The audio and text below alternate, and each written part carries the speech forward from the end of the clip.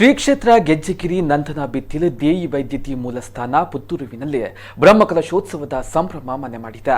ವಿವಿಧ ರೀತಿಯಲ್ಲಿ ಅಲಂಕಾರಗೊಂಡ ಕ್ಷೇತ್ರ ಇಂದು ಬ್ರಹ್ಮಕಲಶೋತ್ಸವದ 3ನೇ ದಿನದ ಸಂಭ್ರಮದಲ್ಲಿದ್ದು ಬೆಳಕಿನಿಂದಲೇ ಹಲವಾರು ವೈದಿಕ ಕಾರ್ಯಕ್ರಮಗಳು ಆರಂಭಗೊಂಡಿದ್ದು ಧರ್ಮದೈವ ಧೂಮಾವತಿ ಕುಪ್ಪೆಪಂಜುರ್ಲಿ ದೈವಗಳ ಪುನರ್ ಪ್ರತಿಷ್ಠೆ, ಪರಿವಾರ ದೈವಗಳಾದ ಕಲ್ಲಲ್ದಾಯ ಮತ್ತು ಕೊರತ್ತಿ ದೈವಗಳ ಪುನರ್ ಪ್ರತಿಷ್ಠೆ ನಡೆಯಿತು.